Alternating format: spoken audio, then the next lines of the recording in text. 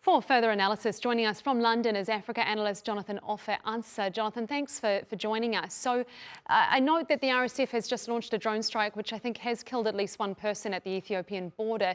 Doesn't look like they are looking to pull back at this point. No, I mean, it doesn't look like it at all. I mean, to me, from where I'm sitting, it is a fight, to the finish. Neither side, would like to give an inch, to the other. And I mean, the sanctioning of those senior commanders of Sudan's paramilitary RSF, will that send a message, do you think? Will it be effective?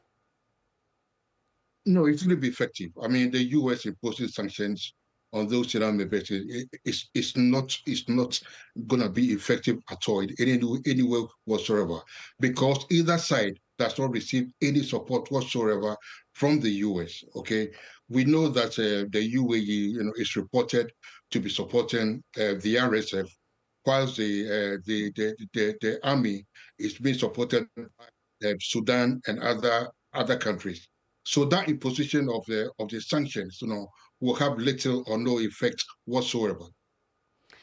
And I think it's been just over a month past the grim milestone of 100 days now of this conflict, Jonathan. I mean, you've got people living in displacement camps in very vulnerable situations, reports of terrible atrocities. I mean, what is it going to take for the suffering of civilians to end?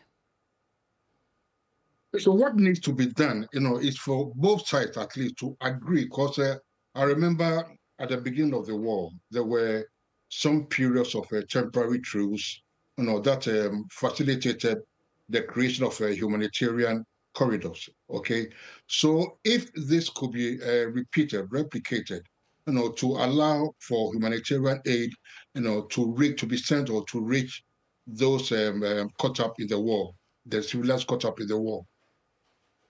And what about the foreign powers that are involved in backing the warring sides? What responsibility do they have here?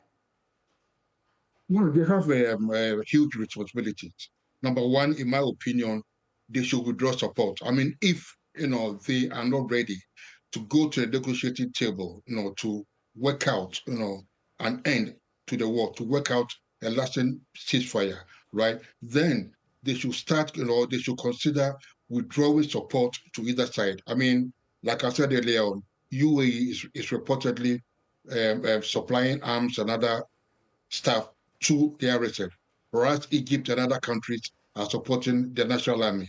So if these two sides, these buckets, agree to withdraw support, to the two sides, then they'll be compelled to, in my opinion, to go to a negotiating table to work out a truce or a ceasefire. Of course, it is and has been for the entire duration of this conflict just the worst cost on civilians. Exactly how difficult is it to get aid to people? I mean, there's been consistent urging from the UN, from various aid groups, rights groups, to enable humanitarian access. But just how dangerous is that given the volatility of the situation? I mean, without, like I keep saying, in this interview, that without, some temporary truce, like I said earlier on, at the beginning of the war, there were one or two, instances of where they agreed temporary truce, to create humanitarian corridors for aid to reach the affected civilians. Okay, so in my opinion, this is the only way, by which, the civilians could be assisted, the civilians affected could be assisted. So these temporary truce need to be, they need to revisit the temporary truce, the temporary ceasefire, to create, the humanitarian corridors for the aid to reach these people. Otherwise, I don't see any other way whereby the civilians could be assisted. Africa analyst Offei Ansah, thanks so much for your time with us today. Thanks for having me.